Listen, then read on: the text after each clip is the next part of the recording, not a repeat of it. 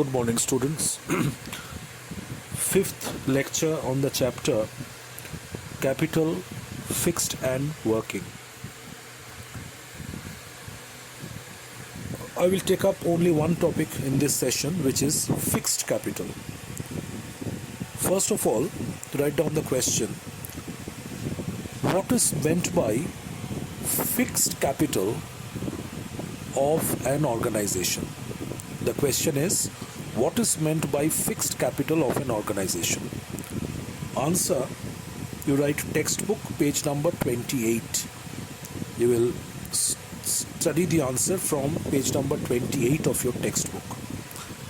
Now come to page number 28 and see, it's written over there, second paragraph, according to Shubin. So that name of the author, you can skip that, you need not learn the name of the author. So you open the bracket from fixed capital means. So make that small f a capital F and you open the bracket from there. Fixed capital means the funds required for the acquisition of those assets that are to be used over and over for a long period, such as land, building, machinery, equipment and tools. In the words of Wheeler, fixed capital is invested in fixed or long-term assets. The amount of fixed capital needed, therefore, varies directly with the amount of fixed assets owned or used by a business. So listen now, so very simple thing, fixed capital. So fixed capital is that amount of capital which is invested in a business organization basically for buying fixed assets like land, building, plant, machinery, equipment, etc., furniture and fixtures, etc. So the amount of capital which is invested in a business organization for buying long-term assets or fixed assets which will be used in the business for a very long period of time. So such amount of capital is called fixed capital. The second paragraph is saying fixed capital is required for establishing a new enterprise as well as for modernization, expansion and diversification of an existing enterprise. At which point in time an organization will be requiring fixed capital? When a new organization is being established, then fixed capital will definitely be required for acquiring the fixed assets, for acquiring land, buildings, setting up factories, buying machines, equipment, etc. And also, when an organization is undertaking programs of modernization, expansion or diversification, in such circumstances as well, the organization would be requiring fixed capital. Therefore, fixed capital provides the cornerstone of business. Fixed capital is raised through. So therefore, fixed capital gives the basic structure to the business. Without fixed capital, no business organization can come into existence and no business organization will get its basic structure. And how is fixed capital raised?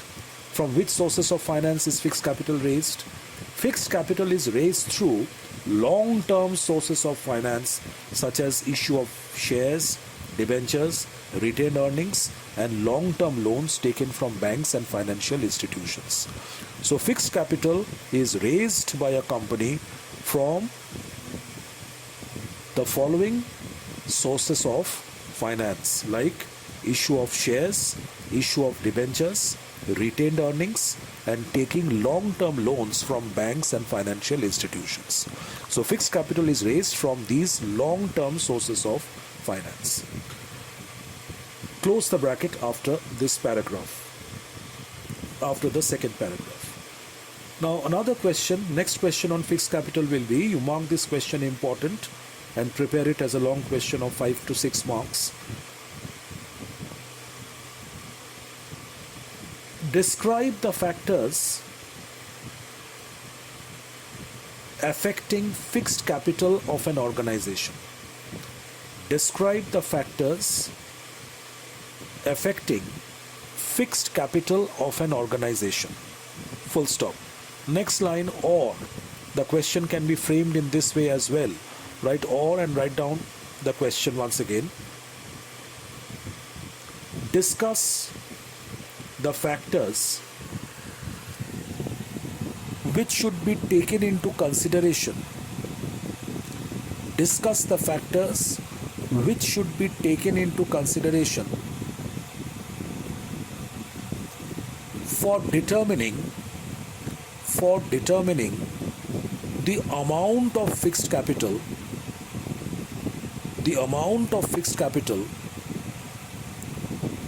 required by a business organization. Full stop.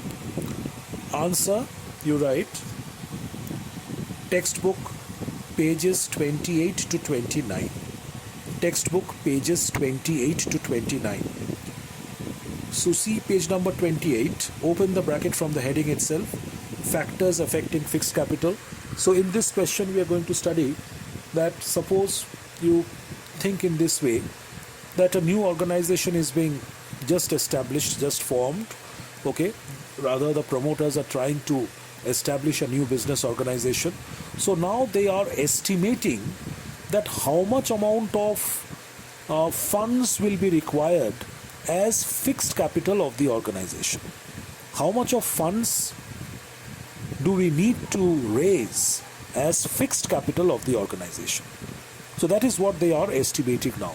So while estimating the amount of fixed capital which is to be acquired, the following factors must be considered very carefully. A number of factors has to be considered, has to be studied, has to be analyzed very carefully for estimating the correct amount of fixed capital which will be required by an organization. The following factors are considered for determining the amount of fixed capital of a business enterprise. Number one, nature of business. That is the first factor.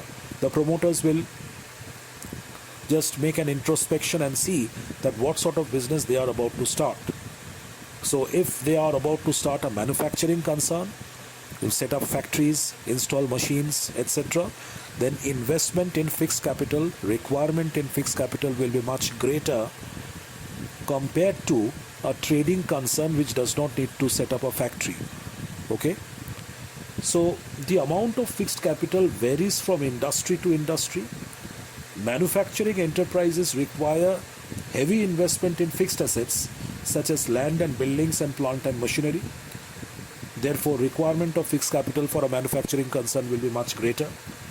On the other hand, public utility undertakings. After public utility undertakings, you can write and trading concerns. Just a moment. Public utility undertakings like railways, city transport undertakings and electricity supply concerns. After concerns, you write. So these concerns also require heavy investment in fixed assets. Okay. So another type of a particular type of organizations which require greater amount of fixed capital is public utility undertakings. These public utility undertakings which have been set up by the government to give services to serve the public. So these institutions or organizations also require huge amount of fixed capital, like railways, city transport undertakings, airports, electric supply concerns, etc., etc. So these public utility undertakings also require huge amount of fixed capital because investment in fixed assets in these undertakings is quite huge. Whereas trading concerns require less investment in fixed capital. Whereas on the other side, organizations which are into trading business, they buy fixed, finished goods from the manufacturers and sell them at a profit to the customers, and just they need to have a shop to display their goods. So such trading concerns will be requiring lesser amount of fixed capital. Then the second factor which needs to be considered for determining the amount of fixed capital is the size of business. You learn the point headings, you can explain in your own language. It is not much difficult to explain the points. If the business operates on a large scale, larger the scale of operation of the business, larger will be the sizes of the factories, more machines will be required, big offices need to be set up. So therefore, requirement of fixed capital will be much more in large scale organizations where more fixed assets are to be bought. Whereas, if the organization operates on a small scale, lesser number of fixed assets will be required, and therefore fixed capital required will be much lesser in amount. The scale of operations also determines the amount of fixed capital. A large-sized enterprise requires a greater amount of fixed capital than a small-scale firm. For example, a giant steel company such as Tata Iron and Steel Company Tisco, please cancel Tata Iron and Steel Company Tisco, just write there Tata Steel. The company is now called Tata Steel. A giant steel company such as Tata Steel will be requiring a huge investment in fixed capital as compared to a mini steel plant, a small steel plant. We will close the bracket there. Then open the bracket from number 3, nature of products. That is also a factor which needs to be carefully considered for determining the amount of fixed capital. The types of products, cancel the word produced and write manufactured. The types of products manufactured also determines the amount of fixed capital. A company manufacturing capital goods. So, if an organization is manufacturing capital goods or industrial goods like machines, tools, equipment, engines, etc. So, organizations which are manufacturing these capital goods or industrial goods, these are all heavy industries. Okay, big factories have to be installed. Very expensive, heavy machinery has to be, set up. So therefore, requirement of fixed capital for organizations producing such capital goods or industrial goods will be much more compared to the other manufacturing concerns which are producing lighter goods like consumer goods, cosmetic products, stationery products, textiles, etc. So a company manufacturing capital goods like machinery, engines, etc. will require a large amount of fixed capital. On the other hand, a firm producing consumer products like soaps, hair oil, toothpaste, etc. will need smaller amount of fixed capital. So under every point, you have to explain that which types of organizations will be requiring more amount of fixed capital and which type of organizations will be requiring lesser amount of fixed capital from the point of view of every point heading.